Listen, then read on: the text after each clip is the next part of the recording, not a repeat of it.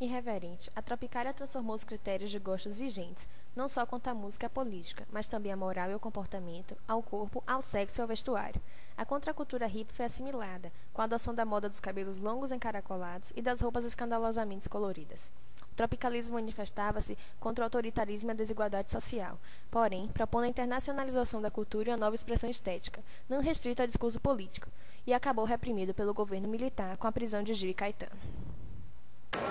Dormia nossa pátria-mãe tão distraída, sem perceber que era subtraída em tenebrosas transações. Chico Buarque. Outro movimento musical importante foi a bossa nova. Através de músicas, a bossa criticava o regime ditatorial e, por isso, foi reprimida e considerada um estilo musical de baixa qualidade. Existiram muitos adeptos da bossa nova. Entre eles, destaca-se o cantor, compositor, dramaturgo e escritor Chico Buarque de Holanda. Em 1969, teve suas músicas censuradas e foi exilado para Itália, e teve suas canções Cálice e Apesar de Você censuradas. Adotou o pseudônimo de Julinho de Adelaide, driblando assim a censura.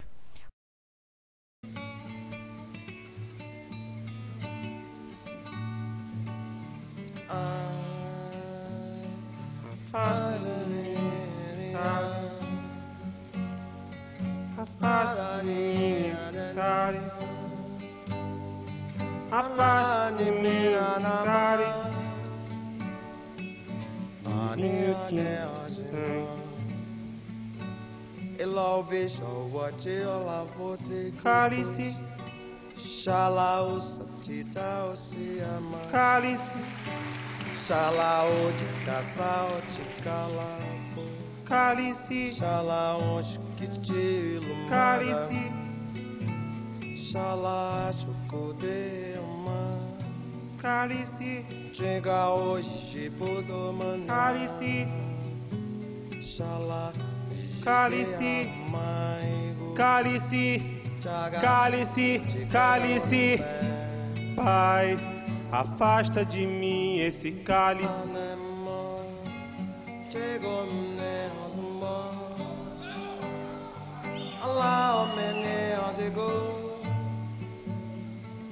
De vinho tinto de sangue, arroz à grega, para andar. Da-da-da, da-da-da, da-da-da, da-da-da, da-da-da.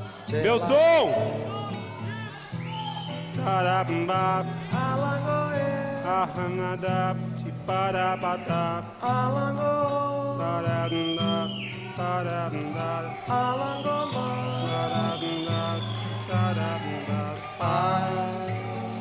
afasta de mim esse cálice, afasta de mim esse cálice, afasta de mim esse cálice de vinho tinto de sangue.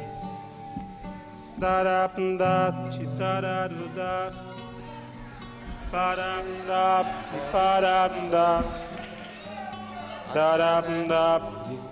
Tem som? Darapda, darapda,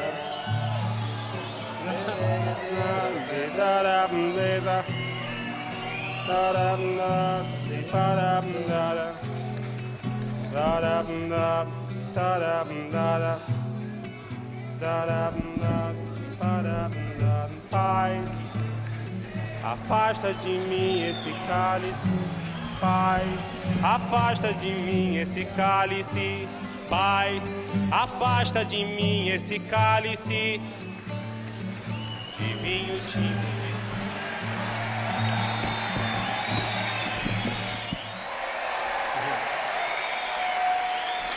Cálice.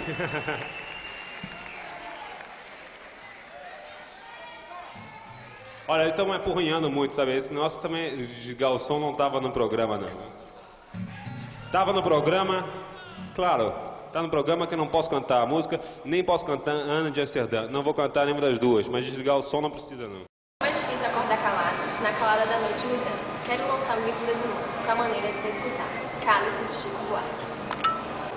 Este é tempo de divisas, tempo de gente cortada. É tempo de meio silêncio, de boca gelada e murmúrio, palavra indireta, palestra na esquina, calor de mandiana. Nós sofremos uma censura violentíssima durante a ditadura, em 64. Eu trabalhava, eu era um dos donos do Teatro de Arena, em 64. O nosso teatro foi invadido pela polícia, pelo comando de caça aos comunistas. Guarnieri e eu tivemos que nos exilar na Bolívia nessa época. Por quê? Porque Cacilda Becker, que era presidente da Comissão Estadual do Teatro e representante óbvia de toda a categoria, foi chamada ao DOPS para um depoimento naquela época. E em saindo, deu a informação de que não havia grandes evidências contra as pessoas do teatro, mas algumas delas, a saber, Flávio Rangel, Guarnieri, Boal e eu deveríamos desaparecer, sumir do mapa. Por quê? Nós éramos ativistas políticos, nós atuávamos, no caso do Boal, Guarnieri e eu, no Teatro de Arena, que era um teatro social, com crítica política, com uma atividade política que nós tínhamos também na área cultural, e Flávio Rangel também era um ativista político. E saímos, e aí sim, tivemos fora na Bolívia durante quase um ano, depois voltamos para o Brasil, e aí sofremos uma censura violentíssima.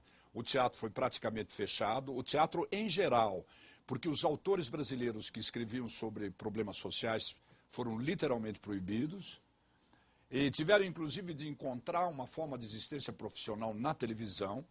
Assim é que Guarnieri, Dias Gomes, Vianinha, Plínio Marcos, Lauro César Muniz, Jorge Andrade, que eram os nossos escritores, se homiziaram na televisão e passaram a escrever na televisão. E na esteira dos autores acabaram indo os atores, né? E mais tarde lá fomos... Aí sim, nós sofremos uma censura muito forte. As peças eram proibidas, eram cortadas, às vezes totalmente mutiladas. Nós tínhamos que fazer um espetáculo para o censor, ele sozinho na plateia. Veja só como era constrangedor, nós tínhamos que nos vestir com teatro, com o figurino do espetáculo, com maquiagem, se é que tinha maquiagem, e fazer um espetáculo para um censor sentado lá atrás, na última fila, quietinho, que é uma coisa absolutamente incompatível com o teatro. O teatro é um ato de presença, ele só se realiza, ele só se dá esse ritual mágico do teatro na presença do público. E nós não, fazíamos para uma pessoa que podia gostar, não gostar, de um modo geral não gostava, e de um modo geral cortava, mutilava, ou quando não proibia totalmente. Aí sim, tivemos uma censura muito violenta. Não era tão marcante assim considerar a obra de arte como um filho, porque o trabalho era sempre coletivo. Então não havia alguém que escrevia o texto, alguém que dirigia, alguém que atuava. Tudo era muito interligado. Então os grupos de teatro universitário que foram organizados, né, que eu participei da criação, mas também Luiz Mafuz, Rogério Menezes, outras pessoas também que trabalharam com grupos de teatro na universidade nesse período, 71 a 75, eles sempre se desenvolveram com base na criação coletiva. Então era assim, não era um filho, porque era um produto de todo mundo que estava envolvido, e na medida em que a gente apresentava, aquilo passava a fazer parte também do imaginário, da cultura das pessoas que assistiam, porque havia uma interação, havia um trabalho corporal em que os atores se misturavam com o público.